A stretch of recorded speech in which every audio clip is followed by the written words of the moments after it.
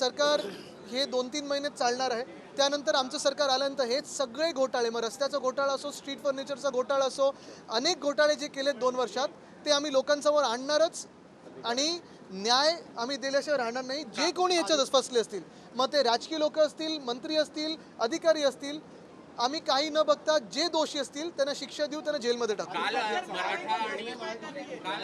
एक मिनिट, हे केलं सॉरी MMRDA की जो है आज भी मुंबई में लाखों करोड़ों की जगह है जिसे जो भूमाफिया है रातों रात कब्जा करते हैं और बेच देते हैं।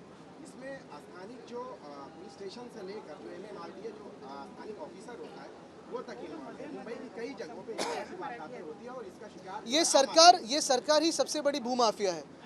धारावी रीडेवलपमेंट का आप देख रहे हो, काफ़ी सारे ऐसी जगह हैं जहां ये सरकार की माफिया ऑफिशियली काम कर रही है। तो ये सरकार के अभी कुछ दिन बचे हैं, बदलने के बाद हम देख लेंगे. आरक्षणासंदर्भात बैठक झाली, विरोधक कुठेतरी उपस्थित नव्हते, त्यावरनं गदारोळ जो आहे तो सत्ताधारी घालताना पाहायला मिळतो. मला वाटतं गदारोळ ह्या गोष्टीवरनं झाला कारण सरकारकडे जे आता सप्लिमेंटरी डिमांड ज्या मांडलेल्या आहेत त्याच्यावर देण्यासाठी उत्तर नाही आहे. आमचा जो विरोधी पक्षाचा प्रस्ताव होता त्याच्यावर देण्यासाठी उत्तर नाही आहे. आपण पाहिलं असेल गदारोळ त्यांनी प्लॅन करून केला होता, त्या आवाजात त्यांनी त्यांचं कामकाज आहे ते निपटून टाकलं. आम्ही तर तिथे बसलेलो चर्चेसाठी. मुख्य गोष्ट ही आहे की आधीही निवडणुकापूर्वी भाजपने 2दा असे प्रस्ताव आमच्या विधानसभेत मांडले होते. आम्ही एकमताने त्याला पारित केलं होतं.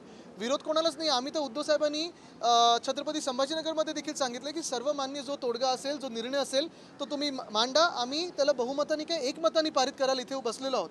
सगळे बसलो, जी चर्चा करायची विधान भवनात करा.